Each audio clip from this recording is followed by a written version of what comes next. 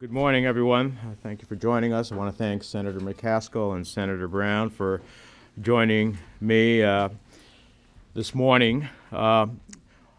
This bill that we are talking about in terms of closing the loopholes and breaks for big oil presents some pretty simple questions for policymakers. Do you think working class families should be the only people sacrificing to help lower the deficit? Do you think the wealthy and powerful should pay their fair share to help balance the budget, or should we simply let their high-priced lobbyists shield them from their responsibilities? Do you think that the big five oil companies that will be making over $100 billion this year should be off the hook, and instead we should fix the problem by going after a police officer earning $50,000 per year or a teacher earning $40,000 per year? Personally, I think the answer to these questions are pretty simple. We all need to tighten our belts to help address the deficit, even oil companies. We all know that oil companies are among the largest, most profitable companies in the world. But sometimes it's hard to understand the true scale of their wealth. So we have a chart here. You know, the median income in the United States is about $50,000. Each of the big five oil companies are on average going to make $25 billion this year, each. It's impossible to try to show this disparity on the chart, but if this chart were to scale and each bundle of money equaled $50,000, then we would need 500,000 stacks of bills to equal the profits of what each big five oil company will average in profits over the next year. 500,000 stacks of bills on this poster would take about 100,000 feet, or about 19 miles straight into the stratosphere. Now, the printing and graphics department are pretty good here at the Senate, but I think we made a wise decision against ordering 19 miles of poster to make the point. So, what are some of these provisions that we are closing in this bill? Now, as a member of the Finance Committee, I've learned there's no faster way to get an audience to glaze over than to talk about tax provisions, but let me just highlight two in particular. The first has to do with foreign tax credits. U.S. taxpayers are taxed on their income worldwide, but they're entitled to a dollar-for-dollar tax credit for any income taxes paid to a foreign government. That makes sense because you don't want to tax the same activity twice.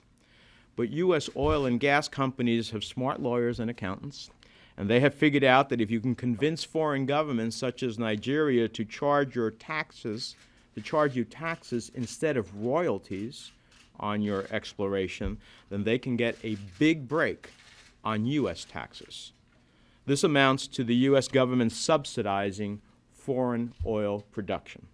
This bill would close that loophole and return $6.5 billion to the United States Treasury. Domestic manufacturing tax deduction. In 2004, Congress created the domestic manufacturing tax deduction. It was designed to help U.S. manufacturers who export to foreign markets. Few would really see the extraction of oil from the ground as manufacturing. But again, big oil's lobbyists earn their money, and this legislation closes that loophole and saves an additional $13 billion. Now, overall, our estimate is that this legislation would save the taxpayers about $21 billion. Now, I know some in the industry have claimed that cutting $2 billion in annual oil subsidies to the big five alone, to the big five oil companies, will somehow make oil and gasoline more expensive. And that argument is simply false. This bill saves taxpayers $21 billion over 10 years, or roughly $2 billion per year. Now compare $2 billion in taxpayer subsidies to the projected $125 billion in profits the big five oil companies are expected to make this year. So if the big five oil companies could just live with $123 billion in profits in 2011, they could pay their fair share in taxes, help lower the deficit, and not raise the price of gasoline. And all of the savings here goes directly to deficit reduction. This is not an argument about there's other spending we'd like to do. This is about going directly to deficit reduction. Now, I just saw before I came here that API, the petroleum industry, an industry-driven entity, and House Republicans said that doing this would somehow raise the price of gas. That's pretty ridiculous. The reality is that production of oil is about $33 a barrel. So we know what the price of oil is a barrel. This isn't about that. And certainly $123 billion in profits versus $125 billion in profits. I don't think that the average American paying nearly $4 a gallon at the pump is going to believe that big oil needs another penny and a half out of them in order to earn another $2 billion. I don't think anybody believes that.